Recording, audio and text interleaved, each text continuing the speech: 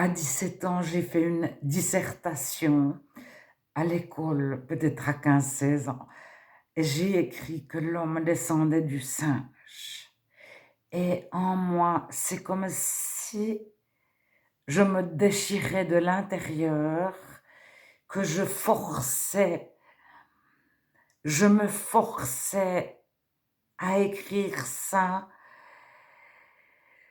Ça me rendait fâchée contre Dieu. Et je savais que c'était faux. Mais si on m'avait demandé: «Es-tu chrétienne?», j'aurais dit: «Non». «Crois-tu en Dieu?», j'aurais dit: «Non». Je ne priais pas, je n'écoutais pas de musique chrétienne, je ne lisais pas la Bible, bien que je priais de temps en temps. Je pense que je priais quand même quelques secondes par jour, chaque jour. Mais quand j'ai écrit dans ma dissertation, je ne sais pas comment on dit en France, mais j'avais un titre imposé et je devais développer. Et j'ai écrit «L'homme descend du singe», j'en étais malade. Et ça m'a ouvert une porte à une colère contre Dieu. Alors, j'aimerais juste dire que croire à l'évolution, c'est une croyance. Un mathématicien vous dira, un scientifique de tous bords vous dira que les maths sont une invention humaine. Il y a des codes en mathématiques. La physique, il y a énormément de données qui se basent sur une hypothèse, sur un faisceau d'indices. Nous n'avons pas encore trouvé qu'est-ce qui pourra contredire cette donnée-là. Et nous savons très très bien qu'en science, il y a eu une évolution. Ce qu'on croit aujourd'hui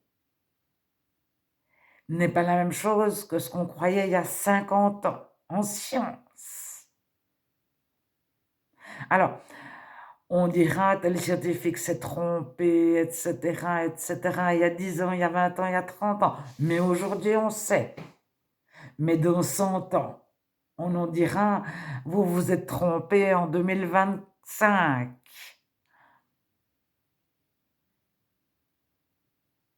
Alors, un scientifique, bon, il y a des scientifiques convaincus, mais la plupart sont le mieux placés pour pour vous dire que les constantes, par exemple, sont valables uniquement dans un paramètre donné, la vitesse de la lumière, qui est une constante, elle est constante dans le vide absolu. Ensuite, la vitesse de la lumière, il y avait un trou dans une équation et il fallait remplir le trou dans l'équation et on a appelé ça la vitesse de la lumière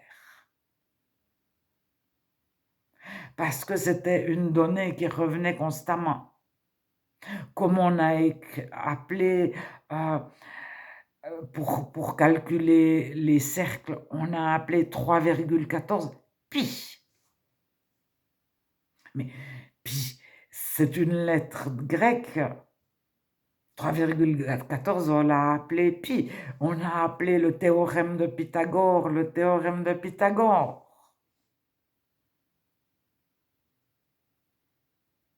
Donc, on a appelé une donnée qui revenait constamment dans une équation la vitesse de la lumière. Mais on aurait pu l'appeler alpha, bêta, gamma. Est-ce que la lumière a une vitesse? Alors après, on va à l'école, on nous apprend à faire des calculs en nous disant c'est une constante, mais c'est uniquement dans le vide absolu. Donc le vide absolu n'existe pas sur Terre. Donc c'est une donnée inutilisable dans le concret en disant que c'est une constante. Alors, on dans nos petites écoles, enfin moi j'ai pas fait des très hautes études en sciences, on nous apprend ça, ça, ça, et on l'avale. On nous explique pas que c'est possiblement ça parce que cette hypothèse est vérifiée par ceci, cela, cela.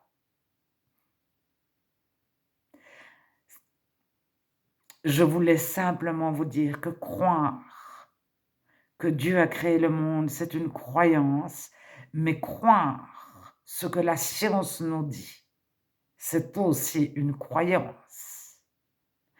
Que ce soit l'évolution, que l'évolution part d'un arbre, d'un buisson, etc., etc. L'évolution a été créée pour placer l'homme blanc supérieur, le singe inférieur, et entre le singe et l'homme blanc, qu'est-ce qu'il y avait? Et l'évolution, elle a été créée juste pour ça. Ensuite, actuellement, depuis qu'on connaît le fonctionnement d'une cellule, c'est une usine chimique. On sait qu'une cellule n'a pas pu évoluer. Mais lorsqu'un scientifique a 40 ans, il a passé tous ses diplômes en croyant à l'évolution, il a fait toute sa carrière en se basant sur l'évolution. Quand il arrive à 40 ans et qu'il réalise qu'une cellule n'a pas pu évoluer,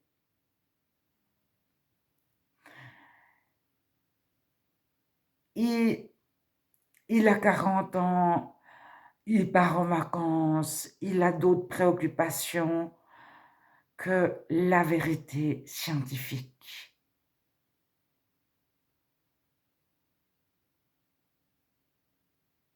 Alors, mais il sait que ses travaux, sa science est une croyance et que ce n'est pas vérifiable intellectuellement parlant. Et les scientifiques qui ont réfléchi,